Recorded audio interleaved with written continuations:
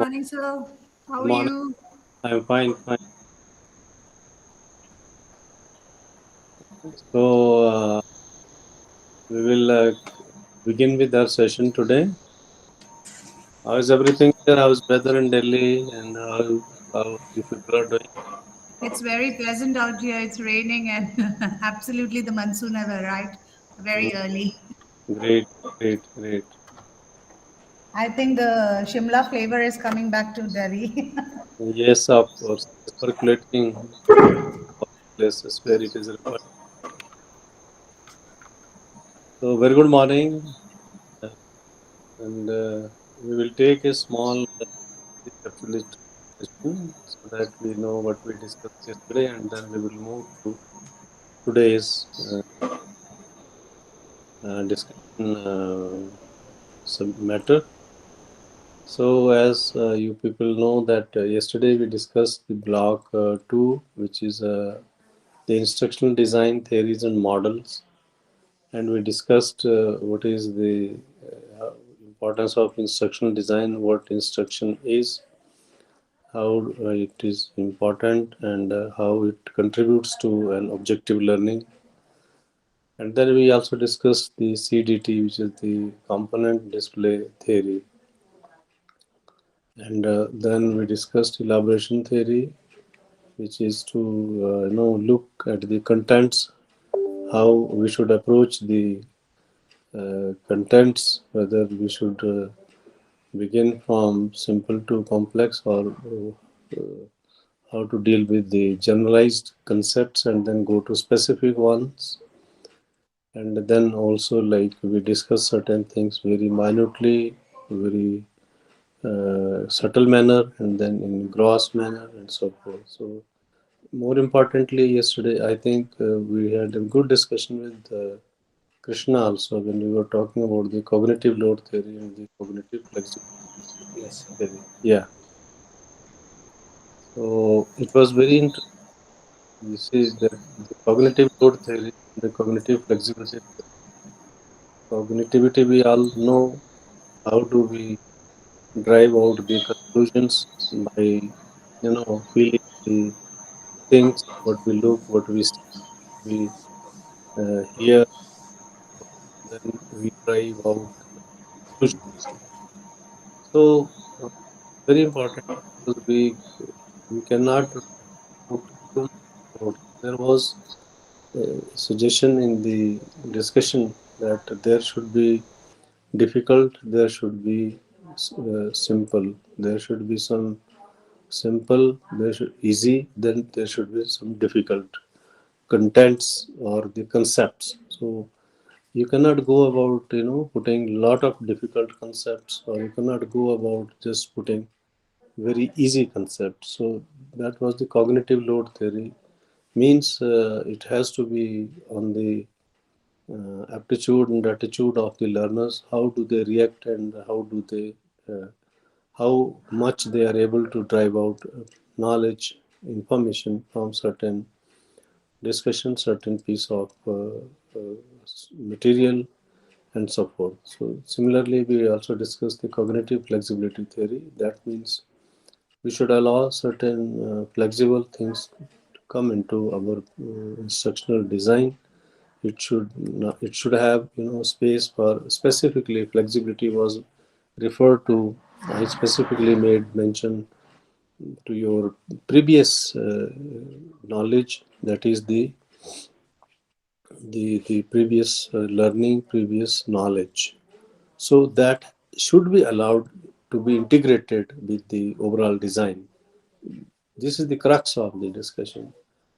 So then multiple intelligences, we also had a little go through. Multiple intelligence is basically sometimes we have one single outcome from a certain concept, but then there are peripheral outcomes also. That means if we discuss the geography of Himalayas, then we certainly come out there's a lot of forests there, and very harsh and very cold climate is there. That is the core understanding. But then we also understand that Himalaya has a relationship with the sea. A lot of rivers emanate from Himalaya and end in the sea. So that means Himalaya is the cause to feed the sea also. So then all those factors also come into the fore. But we should allow these things also to be part of our instructional design. So I would say that it was a good discussion.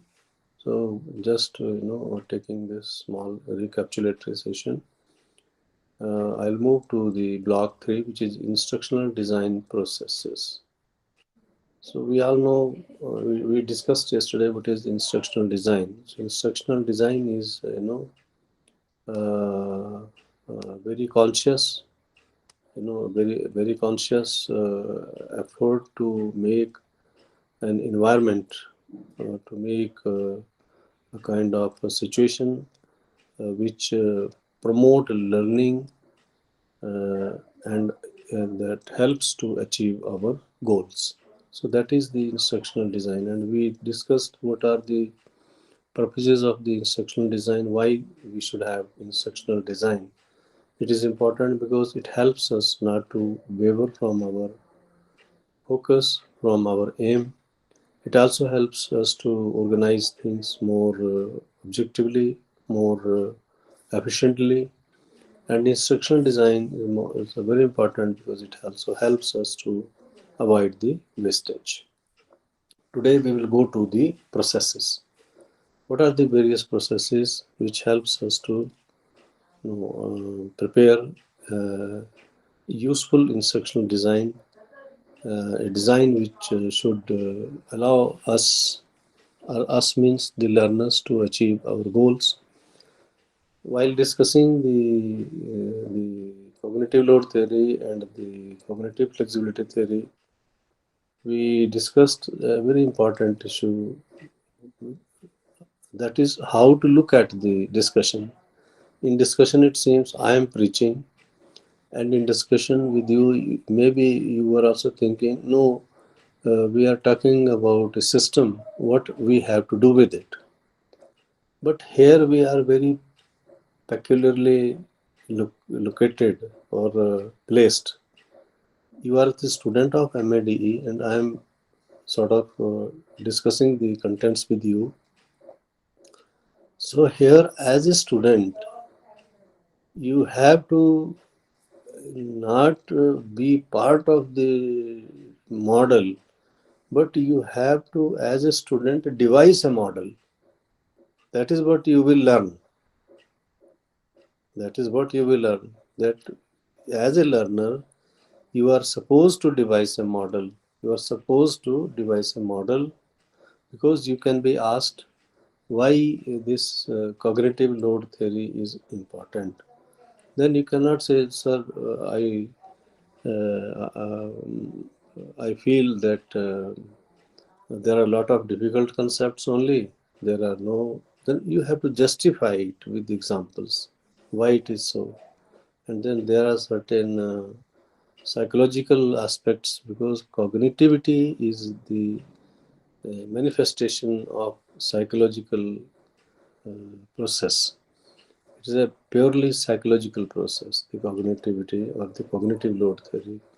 So, if there is a flexibility, it has a psychological effect on the learner's learning. This is what I want to say. And you are the designer, actually consider yourself a designer.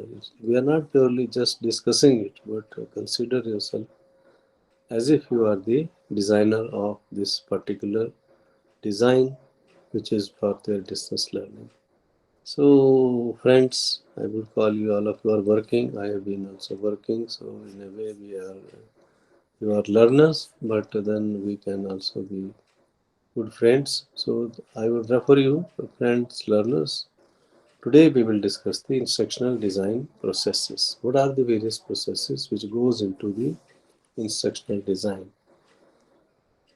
Very interestingly, today there is a discussion about the ADDIE approach.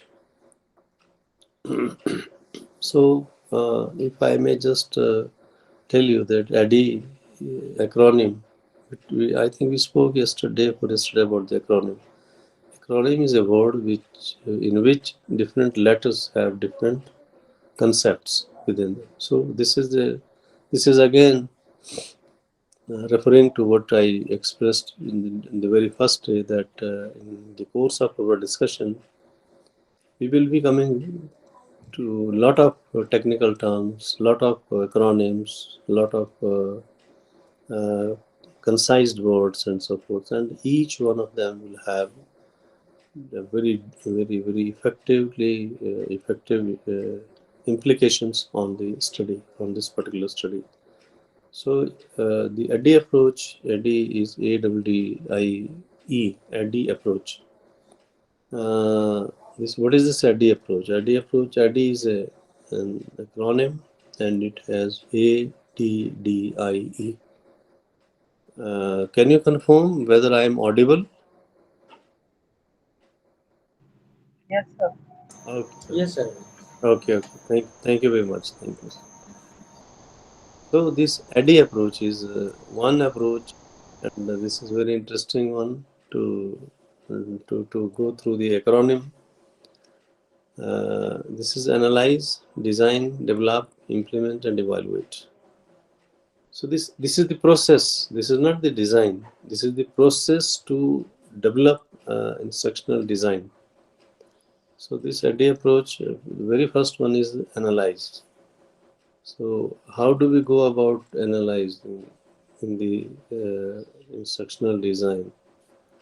What is analyzing? So this this analyzation is something very important. This is about the learning environment. How do you define the learning environment? How do you understand the learning environment? So if you understand the learning environment, then you know how to design. What are the layouts? What are the outlines of your learning environment? How you are placed? What are the conditions? So if you know those conditions, then you can perhaps prepare a proper instructional design. So maybe if in your study material there is a lot of short words, lot of acronyms. So please do not get confused with this. So like instructional design has been referred to as ID, and ADDIE, as I already explained to you, it is analyzing, it is analyze, design, develop, implement, and evaluate.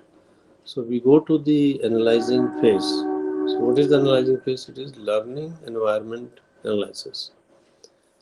What is the learning environment analysis? That is the first of all, we should define learning. So what do we mean by defining learning? We have already understood what is learning. Learning is a permanent change in one's behavior. It's a permanent change in one's behavior. I told you the other day that we read a lot, we come through a lot of information, but that doesn't make impact on us. But sometimes we read something, we discuss something, and it immediately it make an everlasting effect on us. So our approach changes totally. Then Hello, sir. So, in the starting, it has been written ASSURE, and it is also an approach. Okay, and AD, you are saying it is a process. So, what's the difference between process and approach? what is the difference between process and Process and approach, yeah. huh, processes are different stages. Process Process is, but processes approach is okay, your own viewpoint to address some issue. Okay, sir. But here in this ASSURE, Azure, I Azure model. assure, yeah. The steps has been mentioned, like analyze the learner, then state objectives. So it's similar. What the ID, you know, how this Yeah. ID, Let me explain. Azure model is the analyze, yeah. uh, then The first step is analyze only. e- the What the first ID step is analyze. elaborate, yeah, Yeah. and then analyzing the learners are there in Yes. Azure model as well as in AD. But you are saying AD is a process, and here it has been written Azure is No, a no, no. approach, No, ID no. approach. We are in the block 3 today. Yes, sir. So block 3 is about processes. Analyze is a let me just tell you. Analyze is a technique basically. Okay, We analyze the learning, we analyze the environment, we analyze the instruction. We can analyze is a tool basically to see what environment of learning is existing. but it becomes a part of process as well as approach, right? Yes, yes, yes. Analyze is a tool. Right. It can We have become part of defined the process. At the same time, it can become uh, approach, part of the strategy, part of the planning, part of the design. right? Initial, it is the initial working Yeah, analyze is the very initial phase of any planning without, yeah, before of, planning. of any initiative. Yeah. Before setting any objective, analysis is done. Exactly. You because the analyzation or analysis is one approach basically, or it's a one tool or technique. Uh, we Okay, take sir. we analyze anything. We analyze the environment. We analyze the tools. We analyze the media. We analyze, and then we decide. Analysis is to take the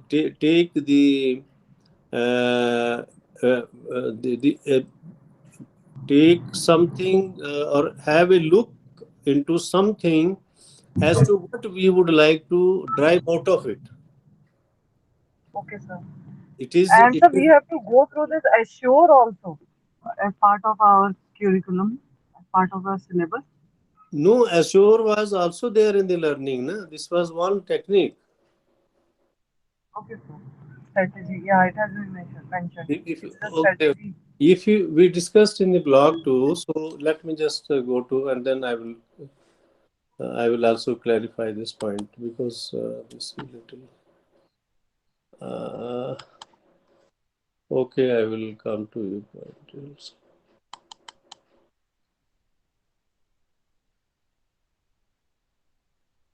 We discussed.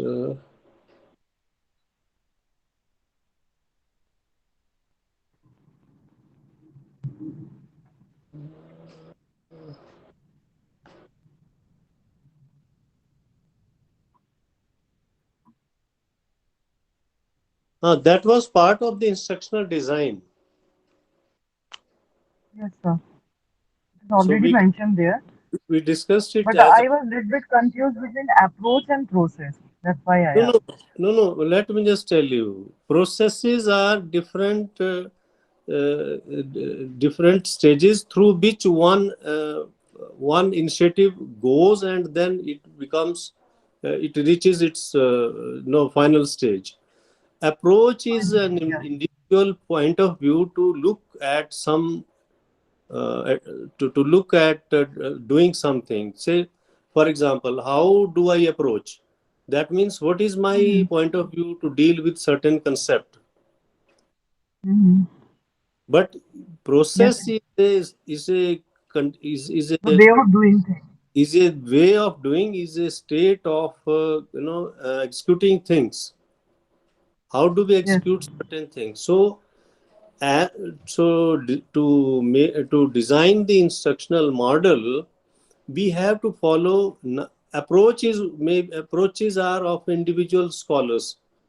You see, Azure approach is the approach which has been advocated by some psychologist or some behaviorist or some scientist, right? But processes are, there are different ways to doing things. So those are the processes. So an analysis is a technique. Analysis is a tool. Basically, it can be. It will be at many places. It will be. It is a just tool, and you can use tool for certain. It is an initial tool to find out the root cause, we can say, right? It is a factual investigation. It's a Yeah, factual investigation actually. to find out as to something is going to be worthy to our purpose or not.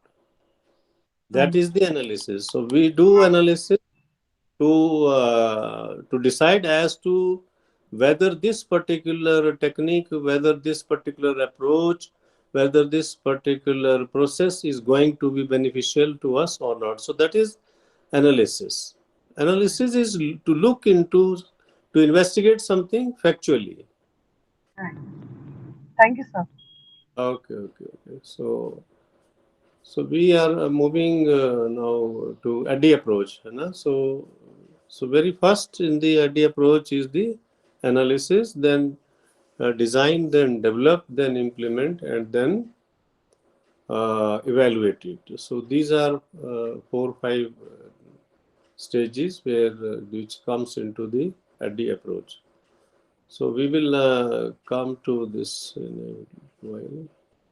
So, very important is in the ADDIE analysis, why do we do the analysis? So, we define the learning, it is basically defining the learning environment. That means the kind of range of components and activities that are going to be in the instructional design, are they going to really benefit us or not?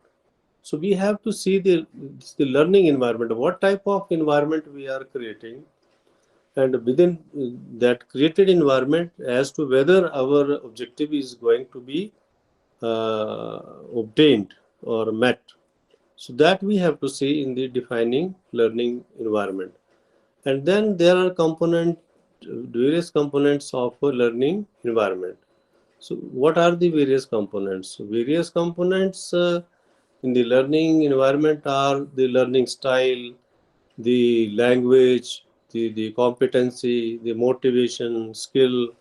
There are a lot of components in the learning environment, and we make an investigation into those. We look into all those factually. I mean objectively. Rather, I should be using the word objectively, as to whether they are going to contribute to the learning. So this part is there in the analysis part. So then, so analysis is the very basic thing, very basic, thing to do with regard to discussing or adopting any principle, any concept, any approach, or as we are talking right now, we are trying to develop an instructional design. So why we should design something? But if we want to design, then what should be the first process? So first process is uh, we are following the ADDIE model, ADDIE approach. So ADDIE approach says the very first thing you have to do is that you have to make an analysis. And what will you analyze? You will analyze the learning environment. So you will analyze the learning environment. What is there in the environment? Environment has a lot of things. It has the learners, it has the academics, it has various layers, it has various skills there, it has the various characteristics that have to be properly analyzed. learner's background, learner's behavior, language part, then competency part, then the learning styles, and also there are certain other things which like study material, and also you have to see the learner's ability, whether learner is going to be able to deal with the program. If you don't build a instructional design which is not in consonance with the learner's abilities. So if we say, for example, MADE program is open to any graduate, so that means it should be such that any graduate is able to sort of pursue it. We cannot put in the higher standard into it so that it is not in consonance with the learner's competency. So that is very important. So when the next phase in the ADDIE approach is the analysis is one, then design. So what is the design phase? What goes into designing the learning? Designing the learning, very first one is the formulating learning objectives. We have been talking a lot about the objectives. In your study material, in the structure, previously in certain blocks, we used the word uh, objectives. First was the introduction, then objectives. Then we are also using the word learning outcomes. So please do not confuse yourselves. At some places we have used the word outcomes. At certain places we have used the word objectives. So what do we mean by objective? You know, objective it's very clearly defined. Objective is a statement of the intended performance of a learner. That's very simple. It is a statement of intended performance of a learner. What do we mean by this? Do you understand it? Do you understand what is objective?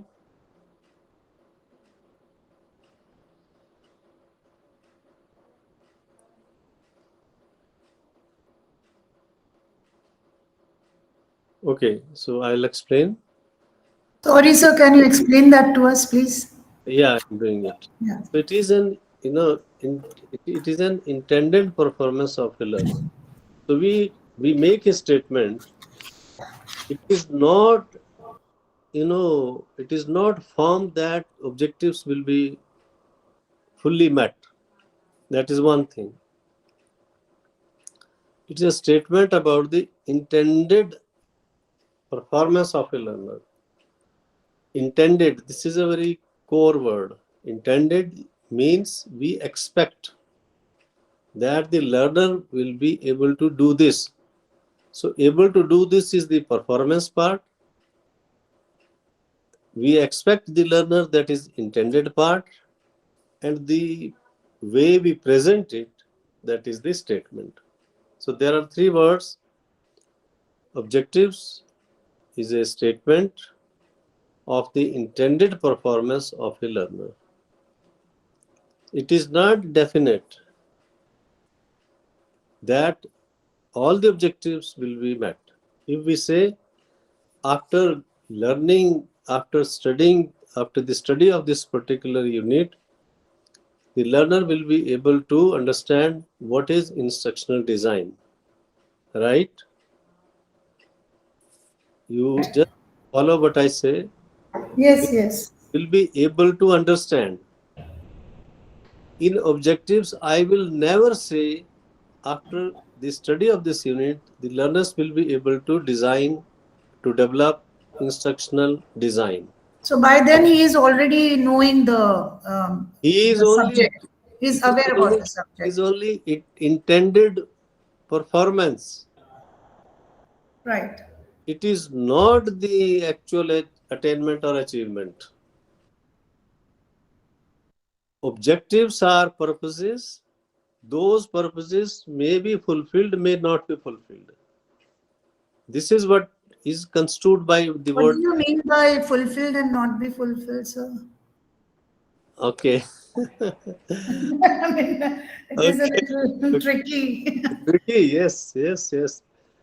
I will tell you that you studied you studied the physics, say for example, in your BSc program, Hmm. you had lot of concepts, but how many you could realize?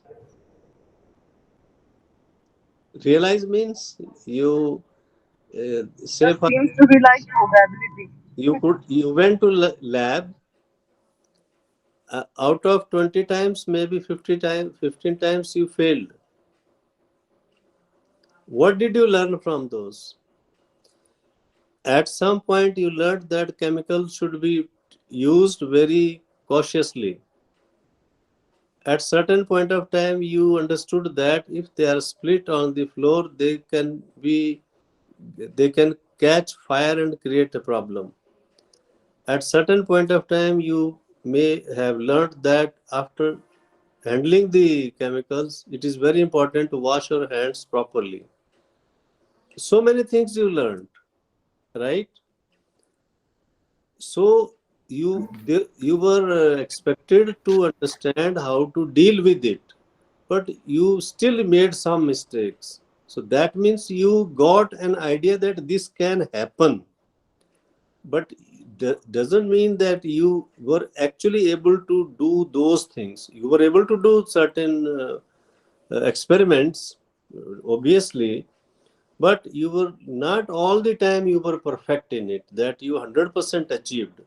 So what is learning is a change in behavior. That means you learn and then you try to implement it, but you will not be there to fully implement it.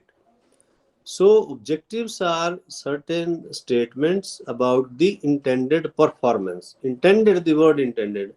So learning doesn't mean end of some piece of knowledge to which your learning is built, and you will 100% have a mastery over it. This is what we mean by uh, the objectives. So the very important statement is the that what is objective. If you have to state, I'm going to explain what is objective. It is a statement that means you put it in some words as to what is expected of you. Performance means you will be able to say, you will be able to understand, you will be able to understand, you will be able to state, you will be able to advise. You may not advise, you will be able to advise. The word is able, the word is intended. Intended means you will have some understanding, because why I'm saying all this, because one particular unit cannot make you master of the whole program. You have to study maybe in this particular program you will study 120 units, 130 units. We are talking about a small part of a chapter in one unit.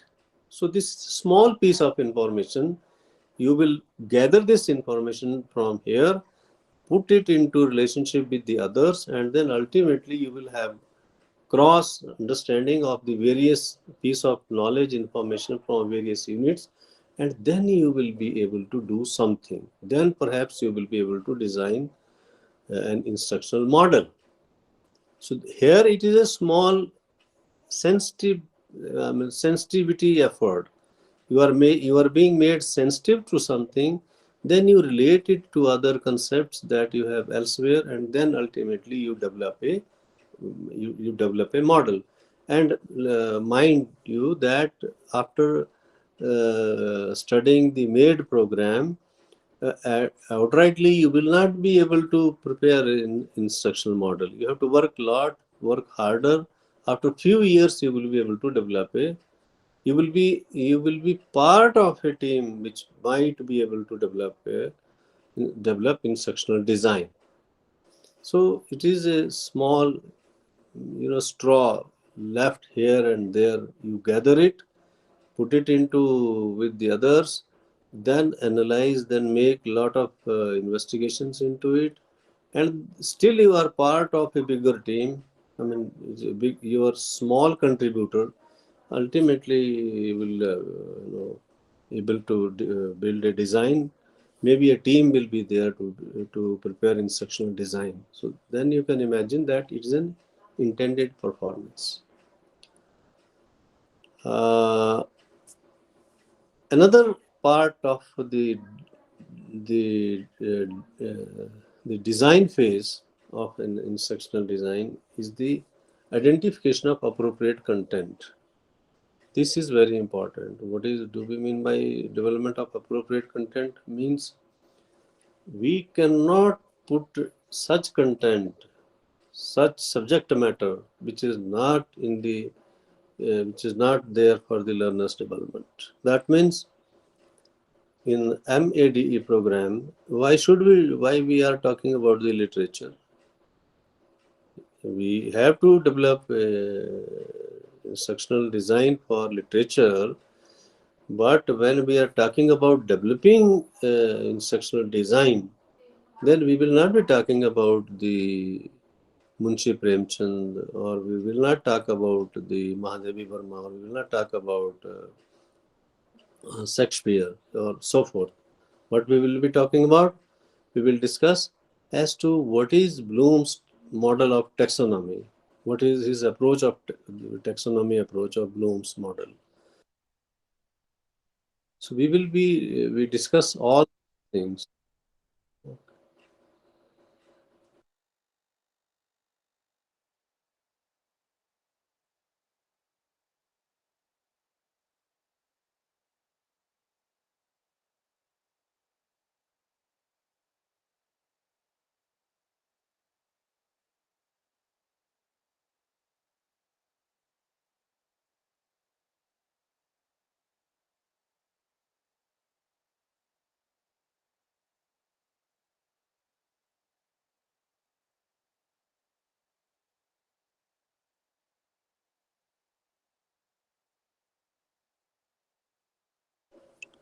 Sorry, there was a call which interrupted the whole thing. So it is very important that we identify our content. The word is appropriate. What do you mean by appropriate? Appropriate means the topics and themes that we intend to include. They should be relevant. They should have relevancy. They should have an ability to contribute to the learner's development. So, if we want to develop instructional design for mass media, then our content should be dealing with the journalism, dealing with sociological issues, dealing with developmental issues, dealing with various practices which are there in the society. It should have some inclusion of the cultural element of the country or nation, and so forth. And then you see, there has to be actual and factually correct and objective based contents. That means we cannot include some information which is not proven, which is not proven. So we have to include the information which is proven, which is factual, which is correct. Similarly, it is very important that the language and the contents, they should be appropriate for the target group. We cannot use very high level language for the instructional design that we are planning for the primary students. Similarly, we cannot use a very simple language for the students of postgraduate level, specifically if they are the students of literature, students of language. So then the language has to be in consonance with the level of the program, and it should be to the level of the target group. Similarly, there are a lot of other issues. There should be linkage between the knowledge that is being imparted and the development requirements of the learner. So the approach, the content should be gender sensitive. They should not be making, or there should not be any comment that is there to undermine the dignity of any person of the society, or making a casteist remark, class remark, or so forth. So all these things are there as a part of the instructional design. So this is This is the approach that is there advised in the ADDIE approach. ADDIE approach for the development of the learning design. So the another very important part is the selecting suitable method for delivery. That is the uh, after you have completed the development part, you have to deliver the mod part. How do you deliver a particular program? So for delivering the program, you have to have a suitable method. What do we mean by suitable method? That means how to deliver the contents, whether the delivery mechanism is according to the level of the learner. That means for primary school students, for middle level students, or for higher secondary, high school level students, or higher secondary, or the graduate students, or the postgraduate students. You have to, design. You have to advocate a method of delivery which is suitable. So it is very important that we choose a very suitable uh, delivery method. For example, should we provide only the printed words? That means only the books, or we should have multimedia component in it, or we should have games, puzzles. We should have animation, or we should have the constructivistic approach. That means we should have some exercises where the learners are themselves able to you know drive out certain pieces of knowledge by doing some exercises. So this is the part of the selection of media for the delivery of the contents. Then final point in the ADDIE model is the evaluating learning outcomes. So what is the evaluating learning outcomes? What do we mean by evaluation? Evaluation means we should you know be able to design a kind of questionnaire in the instructional design itself, and whereby the achievement of the learners is assessed. So we can use, there are certain assessment techniques which can be used, and there are certain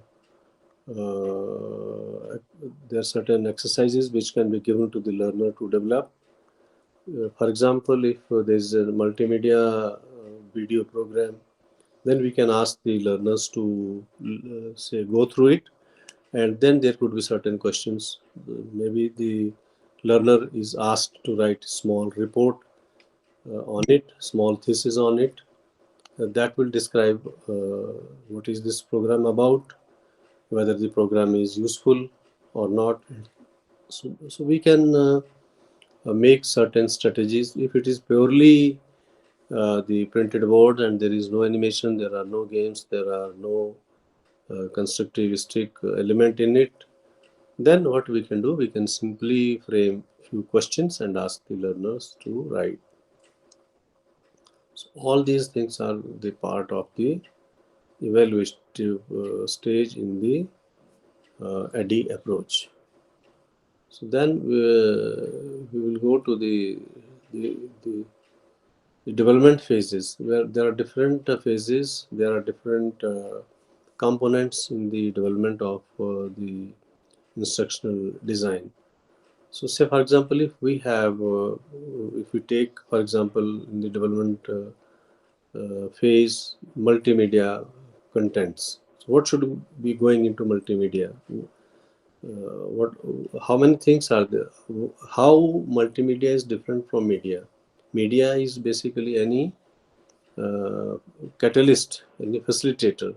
So multimedia means multimedia, more than one media. When we have different mediums, different catalytic agents, then it becomes multimedia. So what goes into multimedia? Sometimes we have, the written words only. Sometimes we have audio only, video only. So that is not multimedia.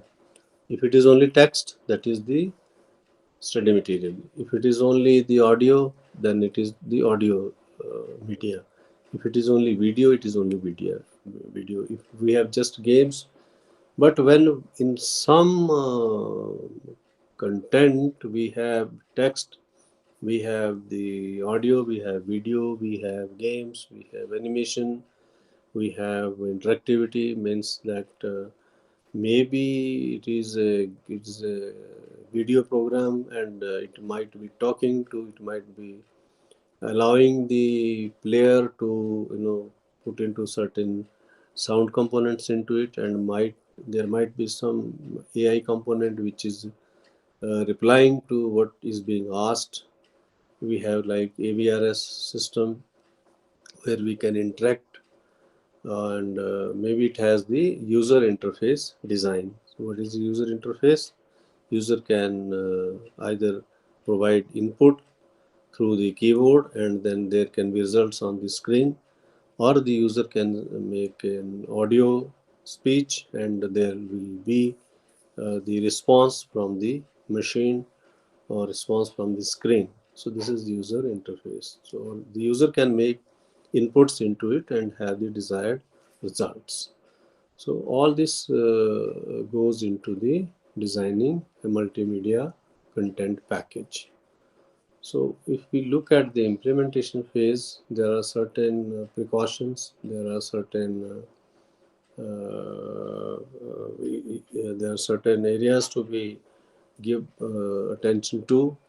So look at the, I'll come to the evaluation of learning. How do we evaluate the learning? First of all, what is the purpose of learning assessment? Why do we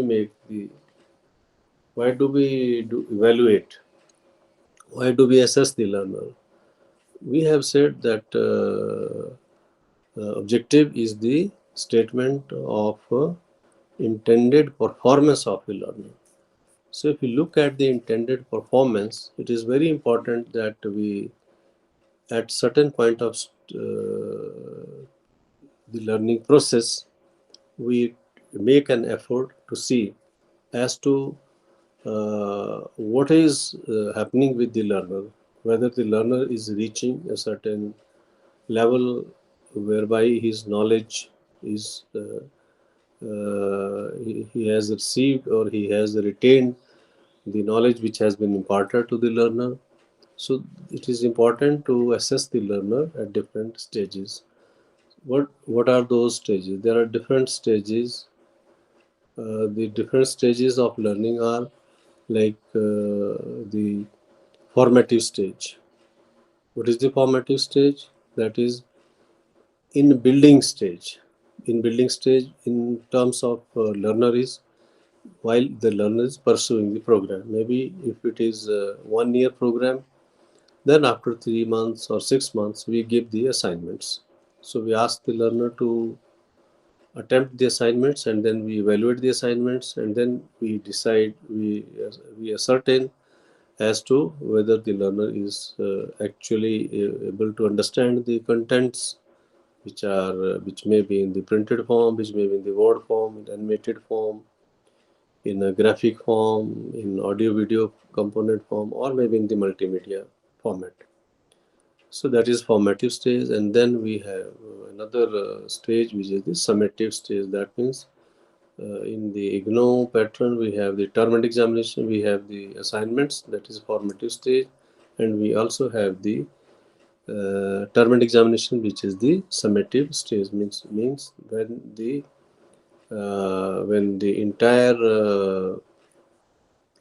contents are being uh, added into the examination, and the learner is put through the examination. I mean, he is supposed to study the whole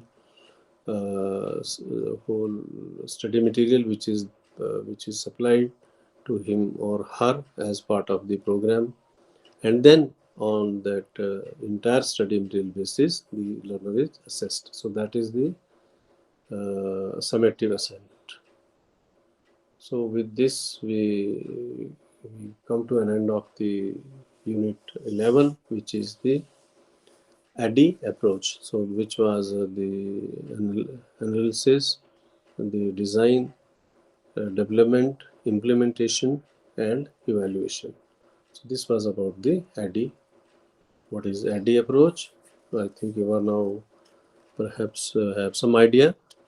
ADDIE is an acronym, and it has 6 different components, 6 different concepts which we discussed.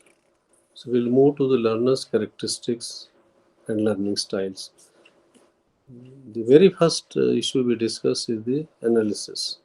What is the analysis? Why do we make analysis? Why do we analyze? We began with the learning environment. In what type of environment the learner is? What are his or her advantages? What are the environments? So we started with the analysis of the learner's environment. Now we come to the learner's characteristics and learning styles. Learner's characteristics. I think we discussed this in the very beginning. It is important that if we want to design, if we want to prepare instructional design, for whom we are preparing it? Can you tell me for whom we are preparing the instructional design?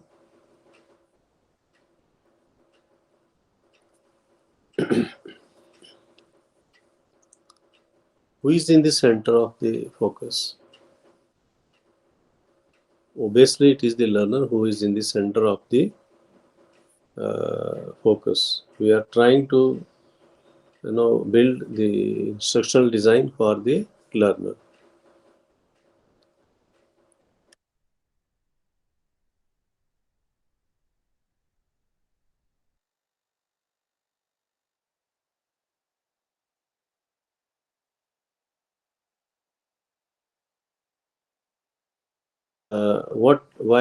Of whom we will make the analysis. We will analyze the learner, whether the learning outcomes are there, whether it is the objective formation is there, or it is the defining the learning environment, or it is about the learners various tools and techniques that are there, or whether it is implementation of the instructional design for the learner. So basically, the learner is in the focus, in the center stage. So it is very natural that while we are talking about designing instruction in ODL, means we are trying to develop instructional design in the open and distance learning. Learner is in the outcome. Learner is in the focus.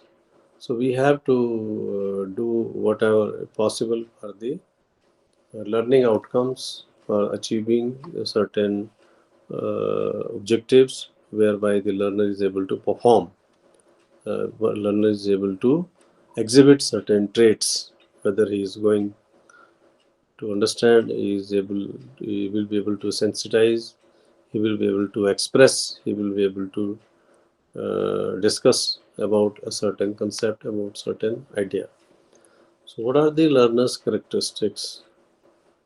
If we talk about the characteristics, we vaguely discussed in MED 311 that open and distance learning system has different type of learners.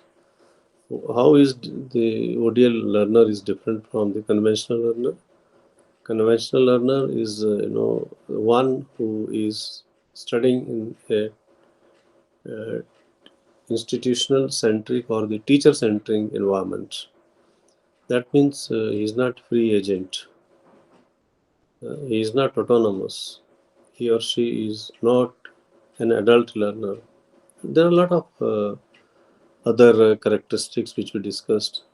But when we come to the learner's characteristics from developing an instructional design, we categorize or certain scholars have suggested that there are three categories of the learners based on the characteristics. The first category of the learners is the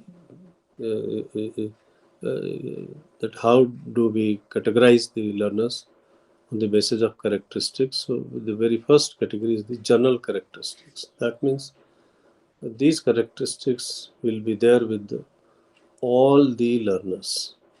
Because in the open and distance learning also we have learners. We have the learners who may have some specific characteristics, and at the same time they may have general characteristics. Every learner is in ODL. Every learner is learning through the ODL mode, open and distance learning mode. So that means it is a general characteristics of the learner that he or she is learning through the open and distance education mode. But there will be some specific entry characteristics, means certain ODL learners may be entering with certain experience in a particular field, and then they are pursuing the program. For example, if you are doing MADE program, some of you might be teaching already in the conventional mode, or some of you might be there as a online teacher, or might be working for some organization. So that means these are the specific character. These are the specific entry characteristics of the particular open distance learner. This is not with all. All of you are not teacher. All of you are not professionals. All of you are not doing courses or providing online coaching. All of you are not engineer. All of you are not managers. Probably each one of you is having a specific entry characteristics. That means you have entered into the program with your respective background, with your respective issues, knowledge, whatever it is. So if you look at this particular aspect, we know that this is one category of learners, and another category of learners that we described is the general characteristics. That means every learner that is in the ODL is learning through the open and distance mode. So that is the general characteristic. Maybe in a little while we will come to more detailed discussion on it. So, so what do we do? We specifically, go into the uh, learner's characteristics. When we talk about the characteristics, then we also come to a point that the general characteristics are those characteristics which are there in the each and every learner, and the specific characteristics are there is that is distinct, that is specific to the particular learner, or maybe each one of the learner is having the, but at the same time the general characteristics also deal with the learner's background. That means every learner is having a specific background, demography. That means the learners who are coming into open and distance learning, are having the demographic features. They are having certain background. Means if somebody is coming from a very affluent family, there might be certain learners who those who do not come from that category. They might be from different category. Perhaps they might be coming from, say for example, the businessmen families or business community. Some might be coming from the traders community, certain learners might be coming from professional community. Similarly, they might be coming with a different motivation, with different educational background, or with different subject background. So these are the demography, means the demographic features of the learners, and they become the characteristics of the learner. So here actually we are discussing the learner's characteristics for what? For designing the instructional model, designing the instructional model for learners. So we have to keep in mind that this particular segment of students is coming from this particular background. Therefore, we have to have this particular component in our design. Uh, Very importantly, we also said the analysis part, AD part. Also, we discussed that we do analysis of what? Demographic analysis. We also take into account the intellectual skills and competences. Mind you that not all the students who are coming after completing their graduate degree program are having the necessary skills and competences to pursue a particular postgraduate degree program.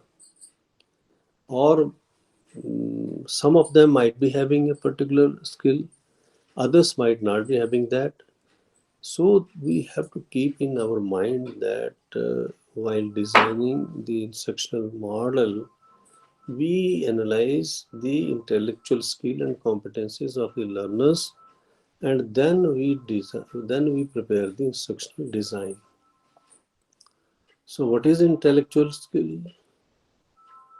This means what we do.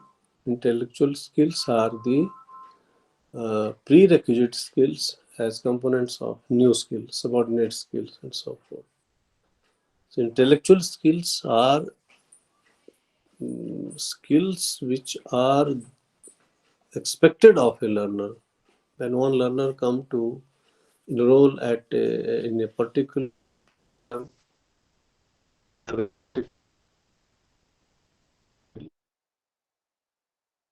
so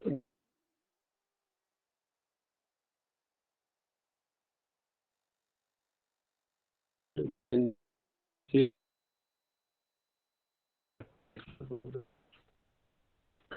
level of particular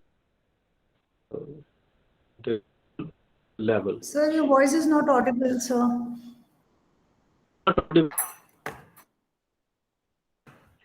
Okay, so I noticed I have a small Wi-Fi issue. This breakdown in my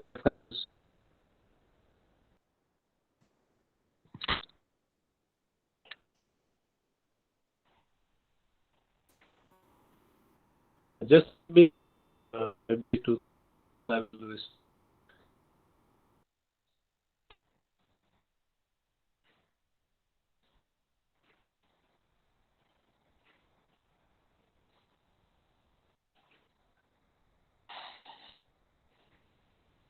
you're audible now.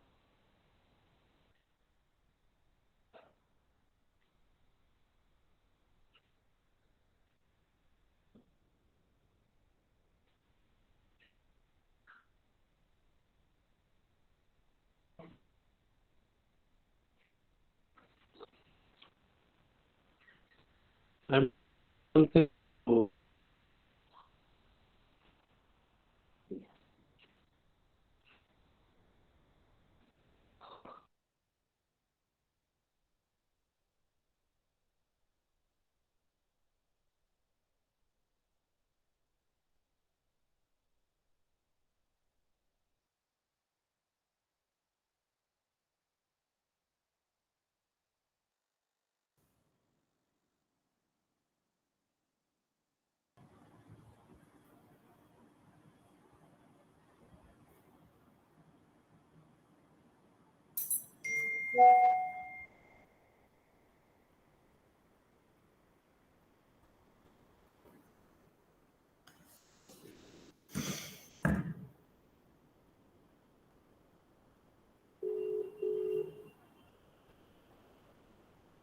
Are you getting my voice? Deepika? Are you getting my voice? Yes, sir. Okay. So I told you that we analyze the intellectual skills and the competences of the learner as to whether a particular learner is will be able to perform.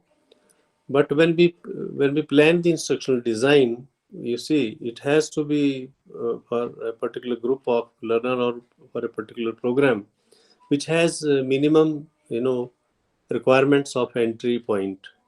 So to meet the intellectual skills that are required at the entry point, we have to assess the learner.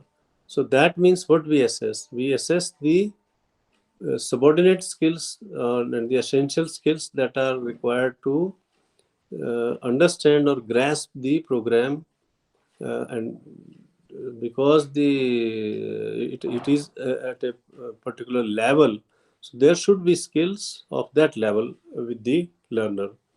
So these are basically what are the competencies, or what are the strategies we adopt.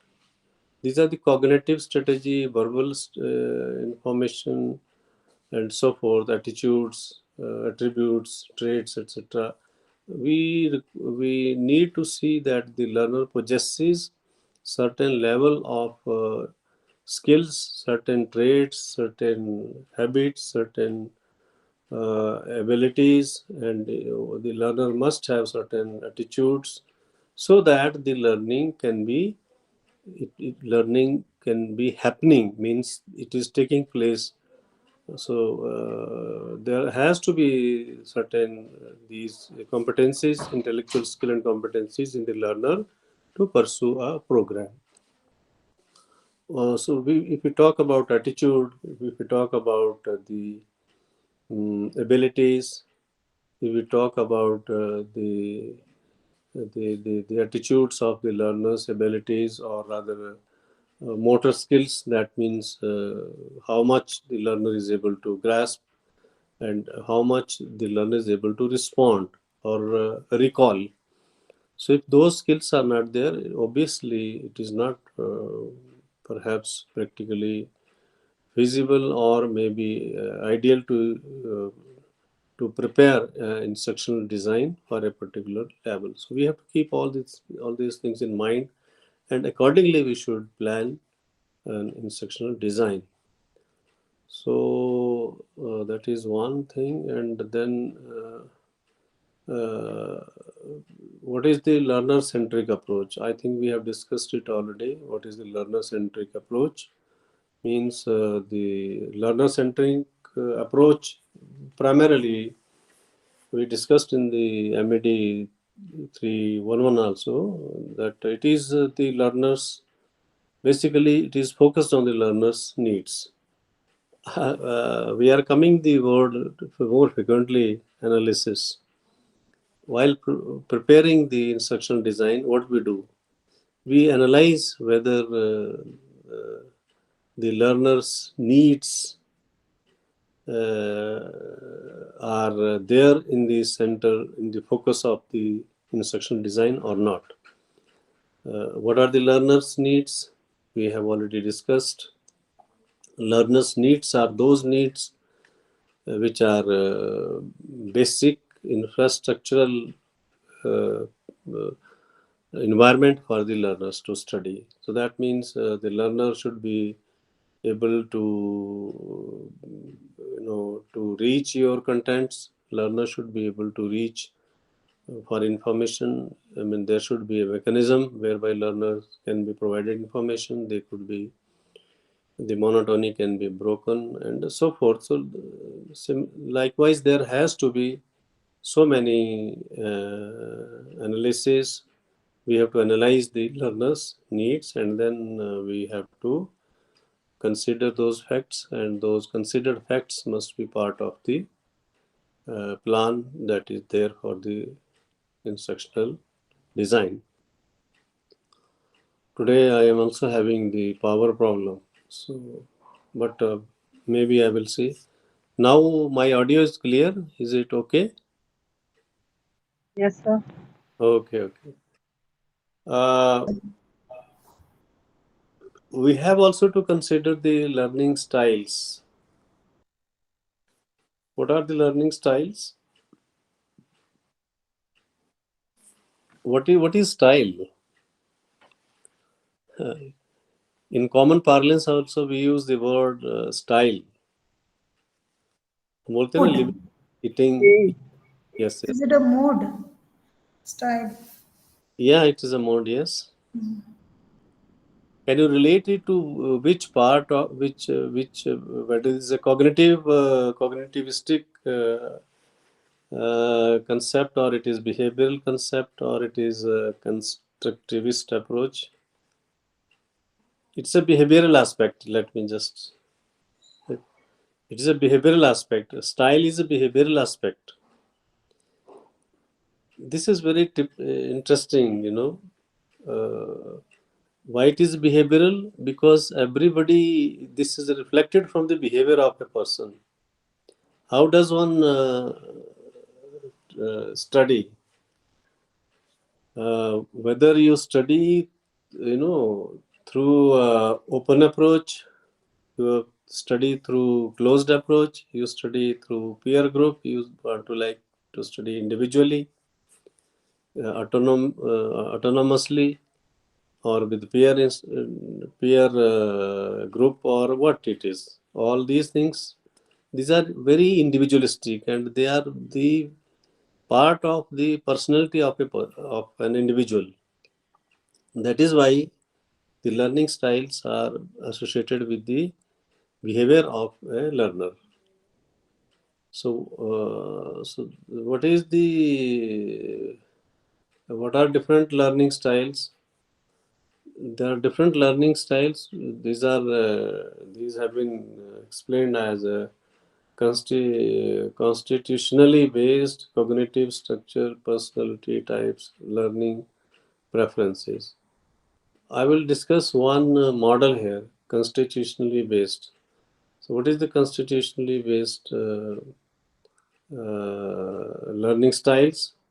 So these learning styles in this particular group are, genetically influenced personality traits. That means there are certain genetic traits in a person which affects his or her learning. So we will come to the discussion in a little while under the done and done model. Uh, so done and done model is basically the constitutionally based model. Constitutionally doesn't refer to the Indian constitution here. Constitutionally based refers to here of a group which is constituted by certain group of people. Say for example, in certain families, there is a genetical approach of learning. Means the children studies from the parents or the grandparents. So this is a genetically influenced personality trait. They do not want to go outside. Within the family itself, they have school. So there are certain type of learner who learns in this kind of environment. So it is the Gregoric model is there, which is preferred by the Gregor. So the Gregor model is known as done and done model. So this done and done model is basically furthered by a few more done and a few associates. Uh, they say there is an immediate environment. What I told you right now, if there are children, there are parents, there are grandparents, there may be grandparents also, if we are lucky enough. What do they do? There is an environment which is immediate environment. Children learn from the parents or from the grandparents. They will not learn much from outside. They learn emotionality, their own emotionality. Children, obviously, if there is a well-read grandfather, grandmother, aunt, uncle, or some other person in the family, The child would love to learn from them. We all of us have learned a lot from our grandparents. We used to love to walk around with them and ask 100 and 1,000 questions, on each and every small issue. So we learned a lot from that kind of approach. So this approach is the uh, you know uh, constitutionally based approach. Means how our family is constituted, how our family becomes a school for us. So it is a immediate environment. It is emotionality, own emotionality. It is basically sociological needs. When we are in the family or in the house, there are certain sociological needs. Every now and then, I cannot go to school and ask my teacher whether I should take milk in the afternoon or not. I will ask my grandmother whether I can take it or not, or is it good or not, is this advisable or not. Or maybe at some lesson I will study, I would be studying. If I find some obstacle, hurdle, I immediately run to my grandfather and then ask for his or her help. Then there are physical requirements. So those are the done and done models, which is a Gregor's model taken further by the done and done and few other scholars. So similarly, we have Gregor's style delineator. Gregor has proposed a style delineator, means how the style is defined, how the style is defined. So he said it's a concrete sequential, it is abstract sequential, abstract random. It can have, there can be a very concrete style, there can be a random. Certain habits can be maybe there for some time, may there be not for some time, and so forth.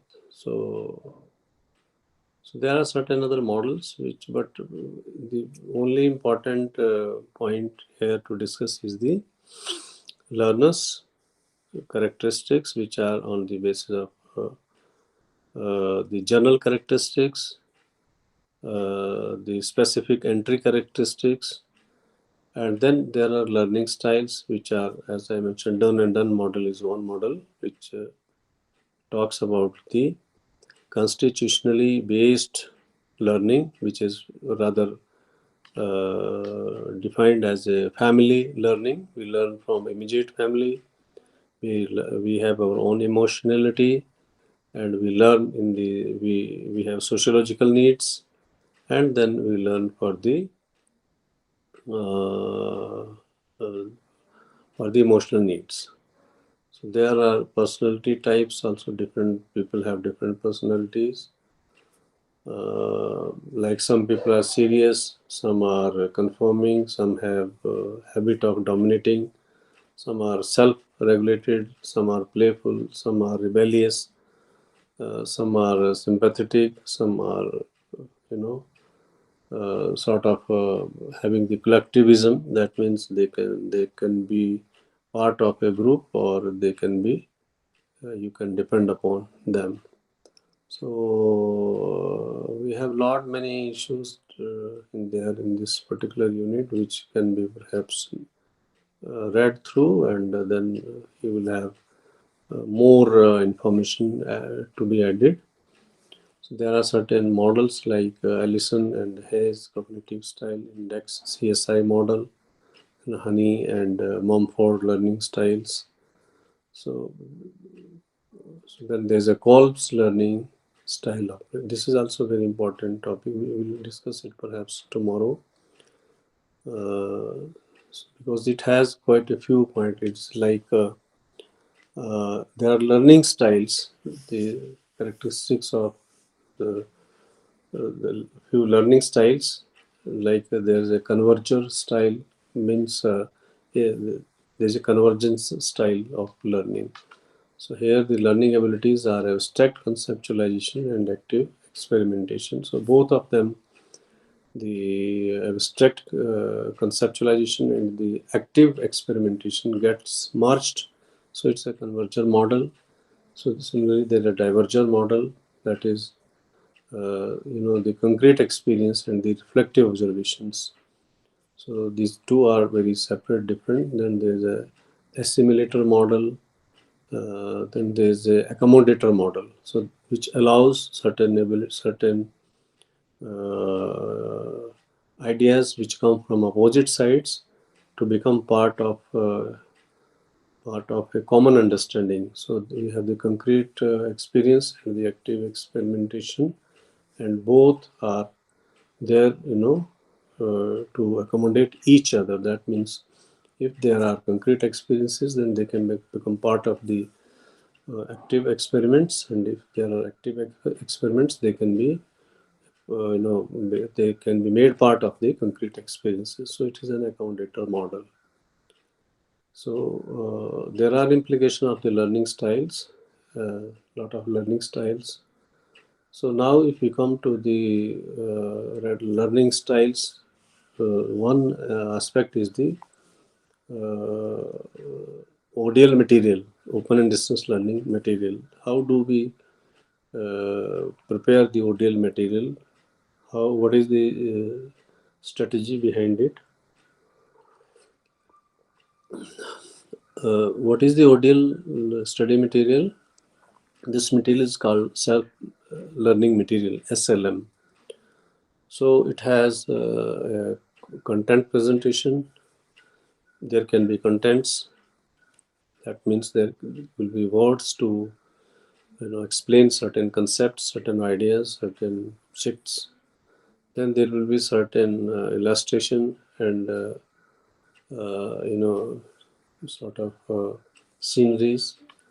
There will be there will be assignments. Part of the ODL material is the assignments is also there. Then there's the media in distance education. How do we integrate media? Means we use certain graphics, we use certain diagrams, charts, and then also we have certain audio, video part of our study material in the open and distance learning. And then we also try to include like radio broadcast, like teleconferences, TV broadcast, interactive programs. Not many can be made part of the ODL material. Then there is a students counseling. There are certain sessions which are there to discuss the study material, and then there is a approach which is previously for the adult learning. Then we also incorporate the uh, approach for the hello, yes, RC. Yes, sir. I'm leaving for the day. Okay, okay, no issue. I am on road right now. No? So Okay, okay, there's breakage of network. Yeah. Thank you, sir. okay, okay, no issue. Okay, we'll meet tomorrow. Yes, sir. Definitely. Thank you, sir. Okay, okay. So this was about the learners' characteristics in the ODL in the instructional design. So when we come to another aspects of instructional design, that is the designing learning. This is designing learning. What is designing learning? We were trying to put instructional design, but because there was learner first and now we have the learning, we try to assess the learner, the characteristics of the learner, the learning objectives, learning styles. We come now to the designing learning. So learning, I think we have already explained in the beginning of this discussion session also. Learning is a permanent change in the behavior. What is behavior? Behavior is a stimulus response. So that means how do we react, how do we respond to certain situation. So that is the learning. So what is the need for learning? The very first question is. So in this particular unit, we will discuss the designing learning. That means how do we design the learning and then make it part of the instructional design. So what is learning? Learning is the, as I said, it's a permanent change in the behavior of a person. That means how a person reacts. That is the, I mean, we get some piece of information, then we make part it make part of our personality, of our knowledge base, and thenceforth we react in a particular manner. That means we have assimilated that learning, and that learning has become part of my knowledge base, and eventually thenceforth I will react in a particular manner. So that means I have modified my behavior on the basis of some piece of information. So that is learning. So it is a permanent change in the behavior of a person. I would say in the behavior of a person, and the style of responding to certain situation. So that is the learning. So what is the need? Why do we need learning? The learning need of learning is defined quite explicitly, quite in detail. So first of all, the learning is needed to inform the students. Learning for learning, what is the need of designing the learning? Designing the learning is required for informing the students as to what is required of them, you know, before going through a particular unit. That means if we are talking about designing learning, then the learner, should be informed what they are expected to do before they come to discuss this particular unit. So that means there has to be pre-activity preparation. So we should design our learning in such a way that there is a scope for the learner to study something which is related to the present study, and they come having studied that for the present study. Then uh, it should be clearly explained to the learner as to what they are supposed to be able to do. Say, for example, in the laboratory, when the student goes to the science lab, before going to the science lab, they are supposed to know about certain issues, they should have certain information about chemicals, about objects, about phenomena, about all these things they are expected to know beforehand. Designing the learning is also helpful to the student to sort of conclude their learning.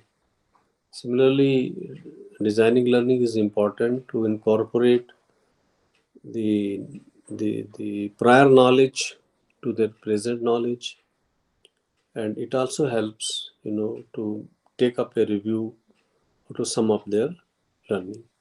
So designing learning is very important because that means their learning. What is learning?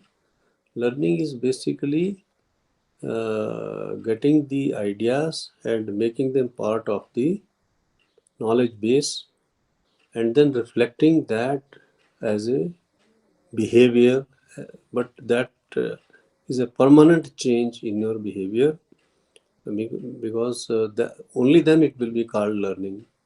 If it is not a permanent change, it is not learning. Learning is a permanent change in the behavior. So in order to bring about this particular when designing learning, learning process, then it has to be designed in a way that it allows integration of the prior knowledge. It requires the learner to have a certain study beforehand to come to the present study.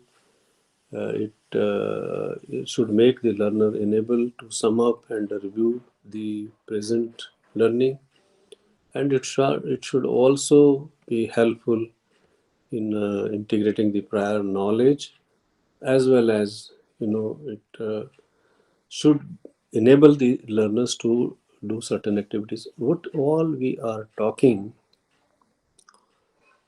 this is the part of the design. You are doing it or not, that is not the issue, but but all this is going to be part of the design. So for example, if you there is a question, how uh, define the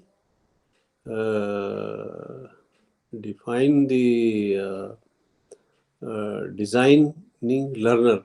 What are the concerns for designing learning? What are the purposes of designing learning? Then you have to write all these things, that these are the purposes of designing. Why do we need to design learning? After all, learning takes place in a specific environment. Then what we need to do, learning objective and also learning actually takes place. In order to make that happen, we have to have a design, we have to have a schema, we have to have a structure which allows the learning to happen in a way that it is useful to the learner's development.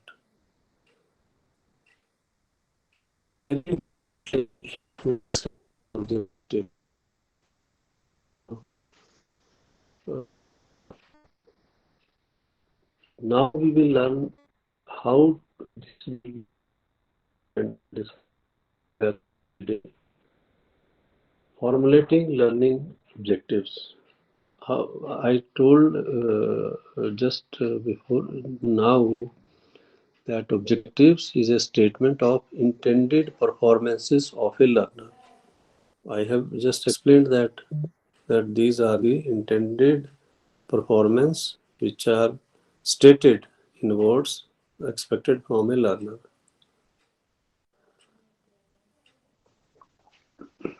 What are these intended performances? So how to formulate learning objectives? I told you that objectives are there which are intended. There's an intention that learner will be able to perform these tasks. So how do we write the objectives? After going through the unit, the learners will be able to understand this phenomenon. The learners will be able to express this. Learner will be able to discuss the not do. Nowhere in the objectives it will be the word will be do. Will be able to do this. No.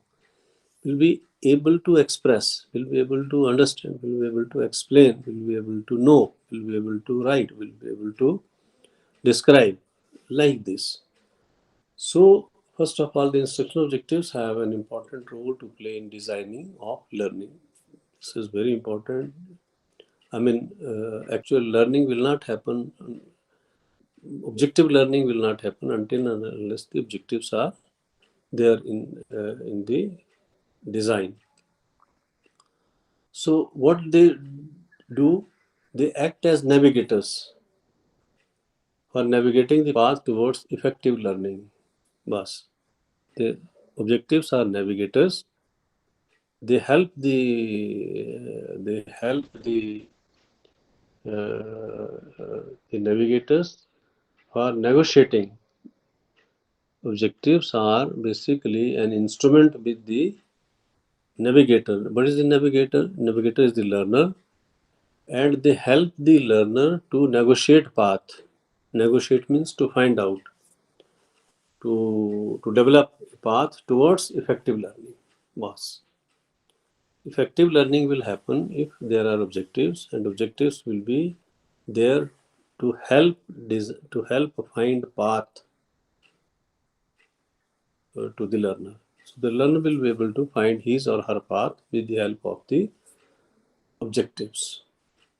So this much is the role of the objectives. So the objectives are basically a help with the learner to find to effectively move on the path of gaining learning.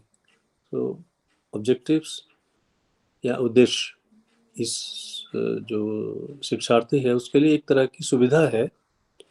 ये सुविधा उसे उस रास्ते को अपनाने में मदद करती है जिसके माध्यम से वो अपने लक्ष्य तक पहुंचने में सफल हो सकता है. तो ये वो लक्ष्य को हासिल निश्चित रूप से कर पाए ये ज़रूरी नहीं है, लेकिन वहाँ तक पहुँचने में उसकी मदद करने वाला जो है वो ऑब्जेक्टिव है, उद्देश्य है. यानी उसके मन में अगर ये तय होगा कि मेरे उद्देश्य क्या हैं, तो वो अपने लिए रास्ता बना पाएगा. तो उस रास्ते को बना पाने में उसके जो उद्देश्य हैं वो मदद करते हैं. मेरा उद्देश्य है कि मैं क्रिकेट सीखूं, तो मुझे क्या करना चाहिए? मुझे क्रिकेट के कार्यक्रम देखने चाहिए, क्रिकेट के बारे में पढ़ना चाहिए, क्रिकेट के बारे में साक्षात्कार देखने चाहिए, सुनने चाहिए, और यदि संभव हो तो किसी क्रिकेटर से बातचीत करनी चाहिए. तो ये सारे जो मेरे ऑब्जेक्टिव्स हैं कि मैं क्रिकेट को समझूं, क्रिकेट के बारे में बात कर सकूं, क्रिकेट खेलूं, ये मेरा अंतिम लक्ष्य नहीं है. मेरा लक्ष्य इतना ही है मैं क्रिकेट को जानूं, क्योंकि मैं एक लेमैन हूँ. I don't know anything about the cricket, I don't understand cricket. So how do I get sensitized about cricket? I read about the cricket. So if my objective, I should know about the cricket. I should be able to explain the cricket. I should be able to express views on the cricket. I should be able to discuss about the cricket. Then what? These are my objectives. So then I will go to read all the while. हाँ, मुझे मेरे मन में रहेगा कि मुझे cricket के बारे में जानना है तो मैं वो मेरे लिए एक पाथ का काम करेगा, वो नेगोशिएटर का काम करेगा, वो मुझे हॉकी से अलग क्रिकेट को पढ़ने के लिए मदद करेगा, क्रिकेट के बारे में जानने के लिए मदद करेगा. तो ये जो है वो ऑब्जेक्टिव्स का काम है. ऑब्जेक्टिव्स जो है ये लर्निंग को फैसिलिटेट करने में एक बहुत ही महत्वपूर्ण काम करते हैं. इसलिए designing learning is very important because it acts as a navigators to the learner for negotiating the path towards the learning. So here is a $1 million answer or question: difference between the learning objectives and learning outcomes.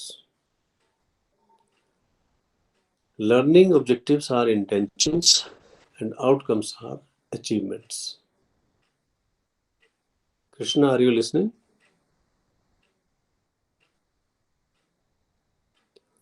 So if you are listening, then I should make it very clear, because we have been talking about different outcomes. What objectives are results or consequences. Uh, what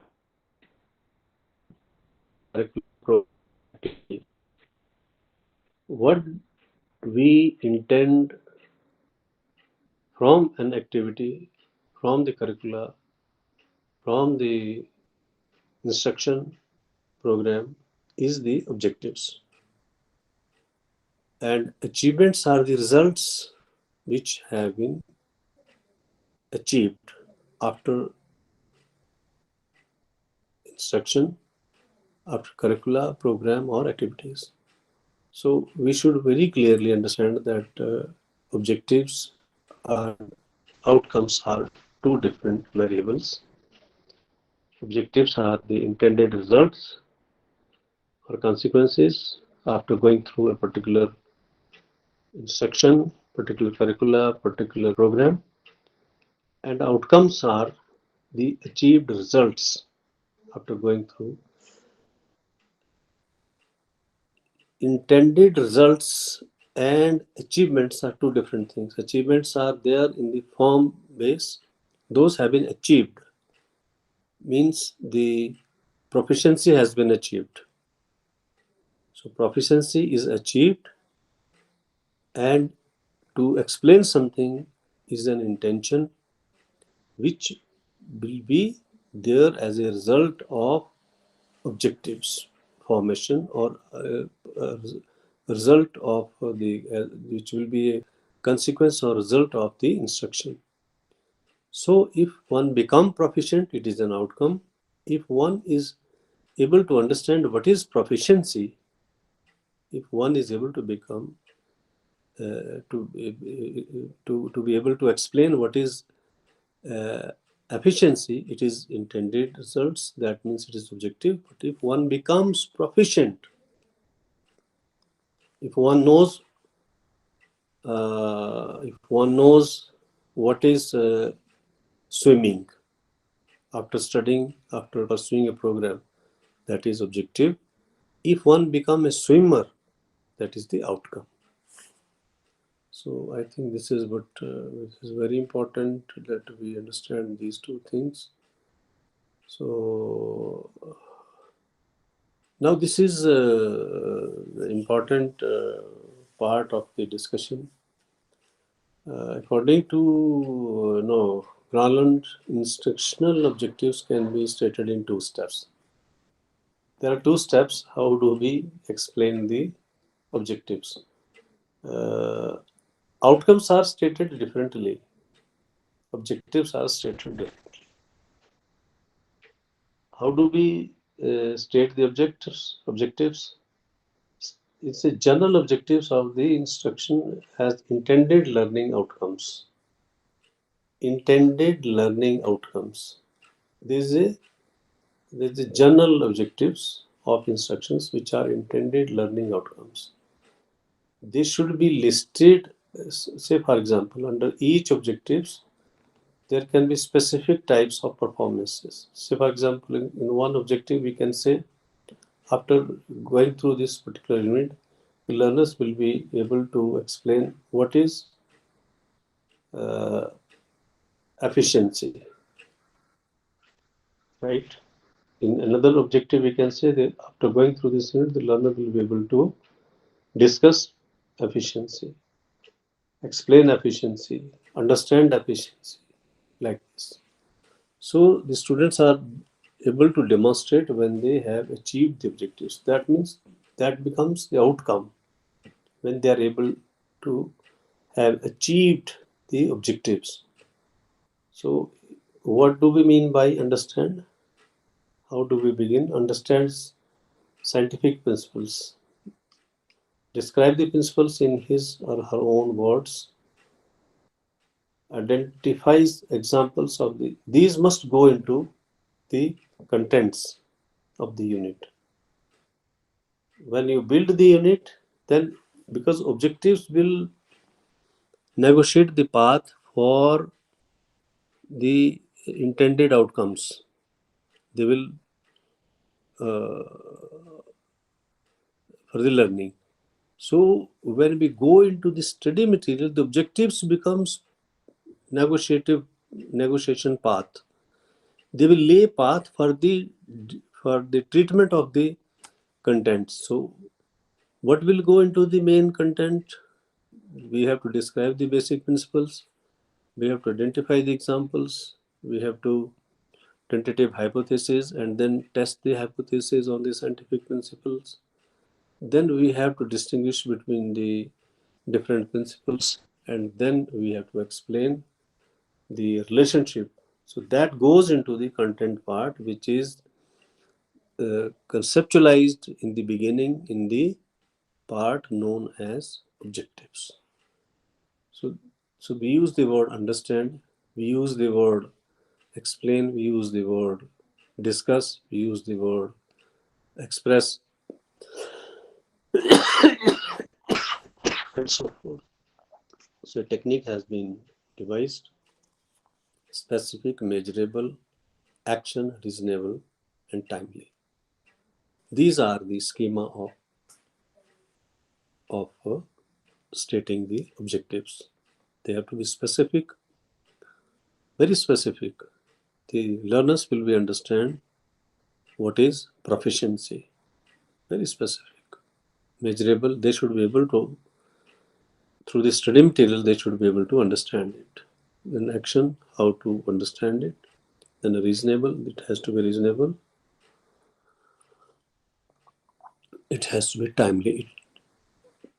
The study material should be such that within 12, 15, 16 pages, it is explained logically, distinguished, conceptually explained, various principles are explained, and then differentiated. That means, so the approach is known as a SMART. The acronym SMART: specific, measurable, action, reasonable, and timely. Similarly, there is another technique which is acronym, which is SMARTER: specific, measurable, action-oriented, reasonable, timely. Evaluate consistently and recognize mastery. So this recognize mastery is a psychomotor ability which is built in the learners. They should be able to recall. So your objective should be such that they build the psychomotor ability also in the learners. So next we will discuss the taxonomies of learning objectives.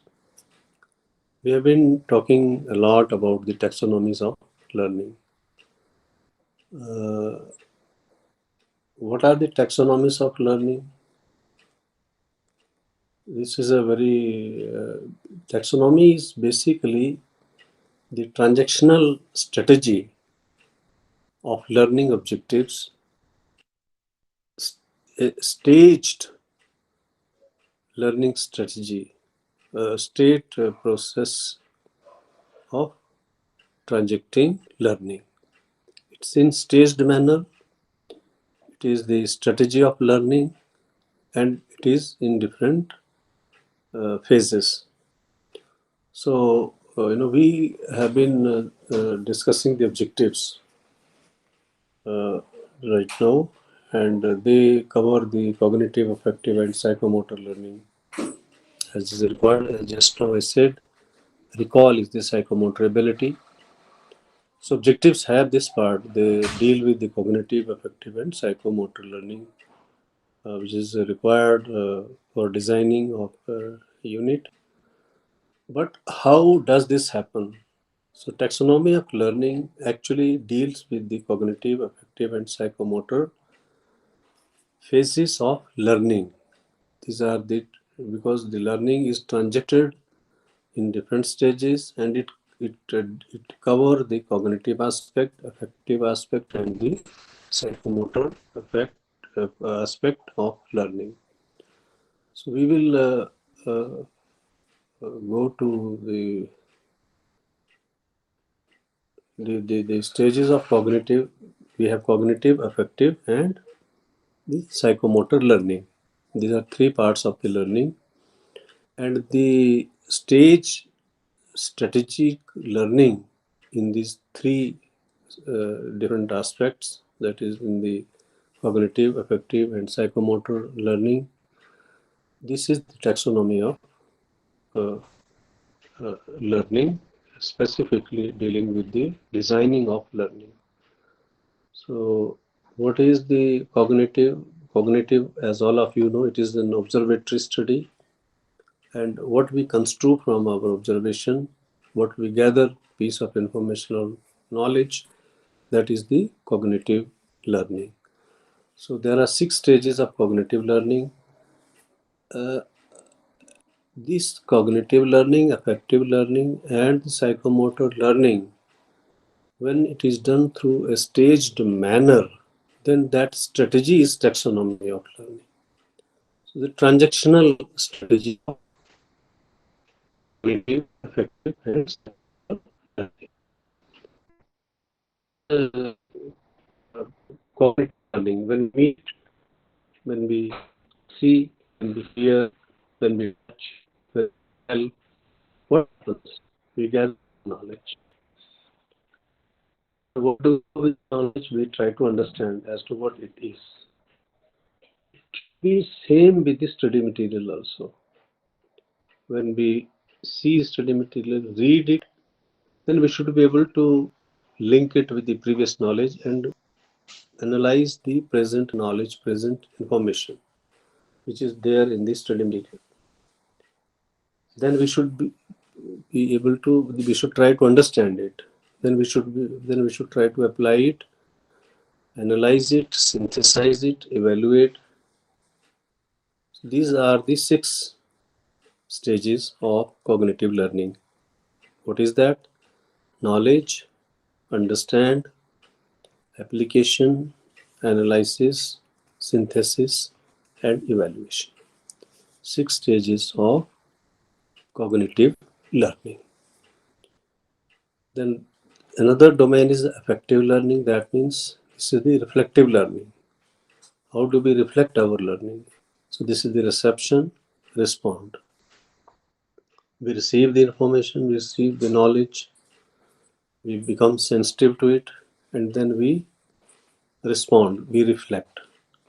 Then we value it, organize, and moreover, what we do, we declare it to be valuable or not valuable. So we put it into the value complex, or we rather value it on a certain level with a certain with a certain viewpoint. So this is, it also has 5 types. The affective learning, that the affective learning is basically reception. Reception is basically whether the learn in the design of the learning, we should make contents in such a way that learner is able to accept what is coming to the learner. He or she must be in a mood, in having an attitude that they receive the information, then they should respond to that, then they should value, organize, and also characterize it. The psychomotor domain, I think this is A.J. Harrow's model developed by A.J. Harrow's taxonomy of psychomotor domain. Psychomotor domain is basically the response chain. Learning skills involved in the chain of motor response, that is the muscular movement in swimming or driving or writing. Psychomotor domain or psychomotor chain is the sequence of responses that takes place involuntarily in the body. What happens? You learn about the driving skill. Okay, that is the point. But when you drive, your hand, your foot, your eyes, your ear, your mind, all are working without, obvious instructions. So what is happening? They are working with the instruction they are receiving from the mind. So the learning skills, these are the chain of skills that involves in a particular activity, which are the result of motor response. I mean, that is the muscular movement. So your body is acting in the different organs of the body are, responding to a situation. If there is a curve, automatically you will swear the steering. If there has to be stoppage, then you apply the brakes. Your foot will work, your hand will work, your eyes will move. They will take the view, maybe horizontally, vertical, 180 angle. They will be expanded. So then there is a movement coordination. This is also the one part of the psychomotor motor response. So what is this psychomotor response? This is the coordination between perception and the motor skill. Perception, that is the viewpoint which is formed in the learner, and then response, muscular response to that. So similarly, there are different response patterns. Maybe a child will differently respond, and an adult will be responding differently. An old person may respond differently.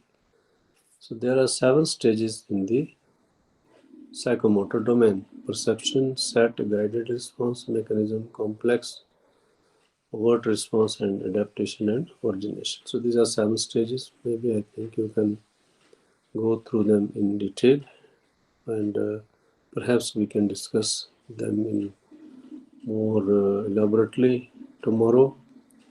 So there are certain other models in the taxonomy.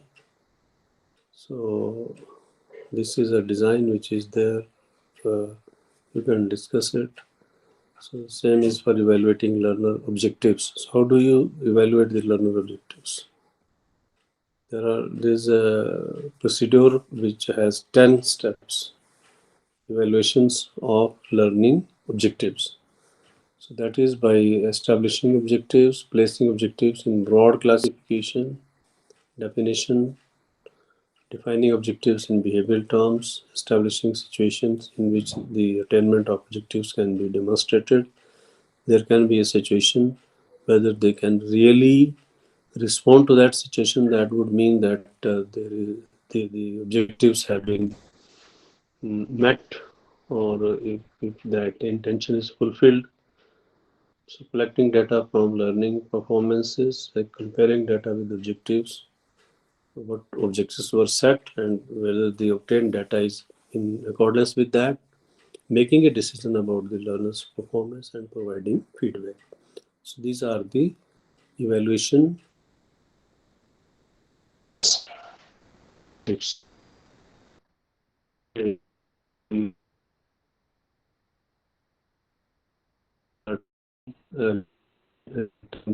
Point they can apply to evaluate learning objectives.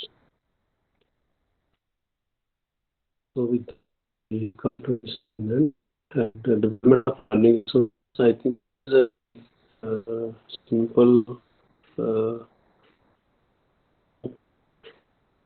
about learning courses designing. So this aspect of the design. The design must include learning as to what are the resources. Those have been in this part of.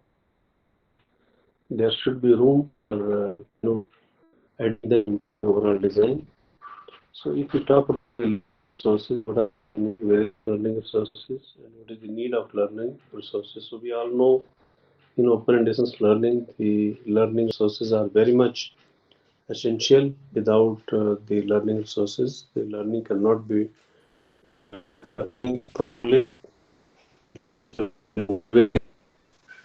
so motivate, keep through the learning program, through the journey. There is a need for the learning resources. So the learning resources is a primary need of the distance learning, and how what type of resources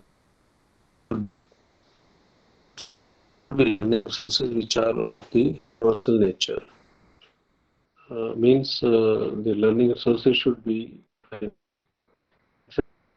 to all sex, ability, disability, uh,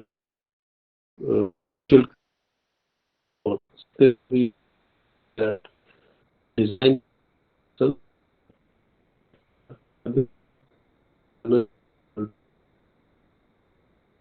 they should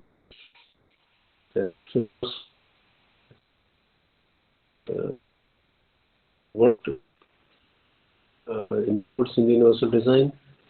They should be of equitable use. That means if there is a learner support center, it should be accessible. It should be at a point where learners from all directions can have easy approach to that.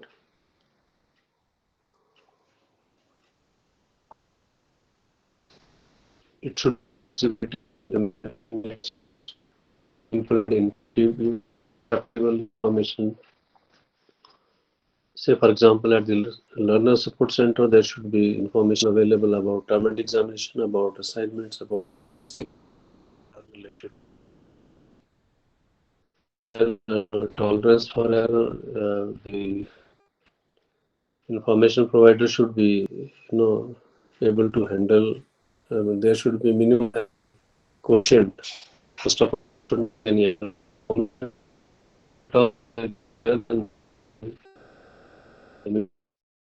it should be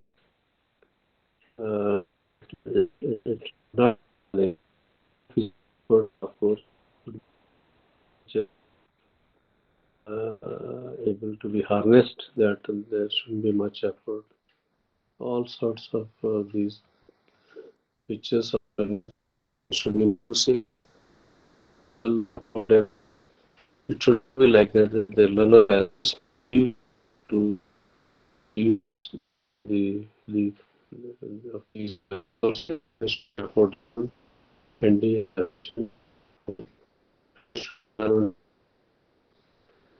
discipline appropriate. Whatever studies are undertaken by the learner sources should be meeting with his or her programs demands, and then align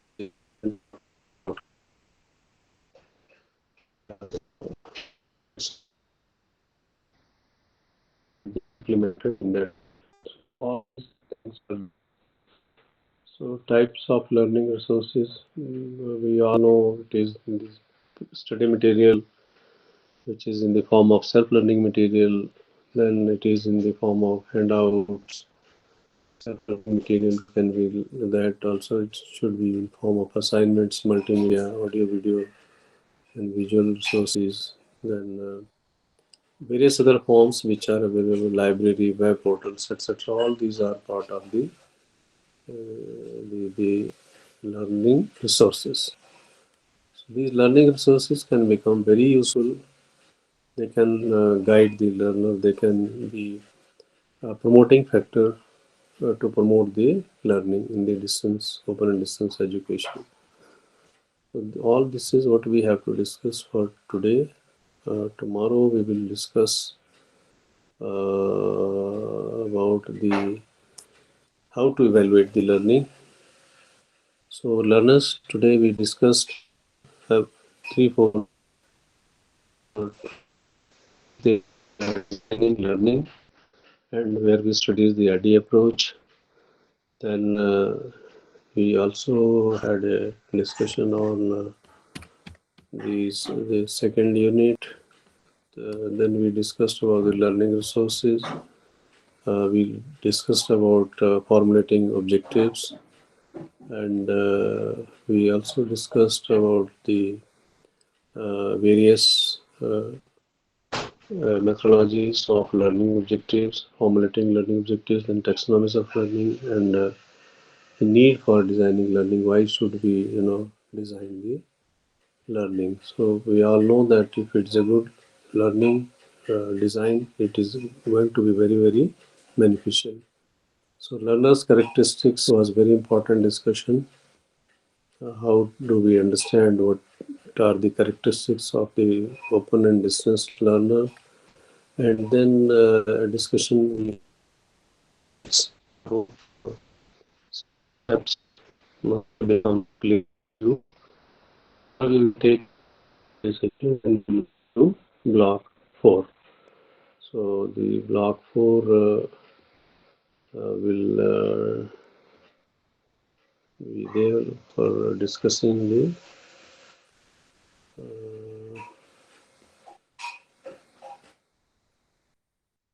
instructional design in practice. So that means in distance education, classroom, training, multimedia, e-learning. So there will be 5 aspects, and these 5 aspects we will try to relate the instructional design. What should be the instructional design for classroom? What should be the instructional design for training, for distance education, multimedia, e-learning? Because we know the demands, the characteristics of learner, the requirements of the infrastructure, availability of the infrastructure, then the methodology of instruction, then the evaluative methodology, then the taxonomies of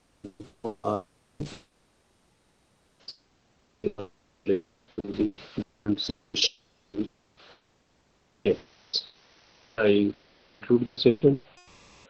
If it has any question, maybe for 2-3 minutes we can take the questions and then we will wind up the session.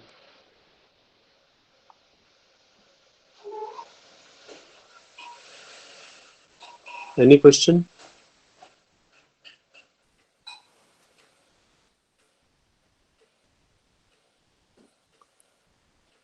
So maybe I'll wind up the session because we have already crossed 1 p.m. So I expect our learners to go through what we discussed today, and if there is any question, we can discuss in the first beginning of this session tomorrow, and then we will go to the instructional design in practice. That means various instructional designs for various situations.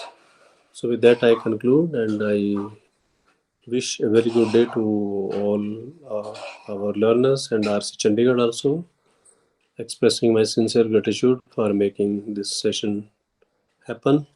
Thank you very much, and we'll meet tomorrow. Have a good day, sir.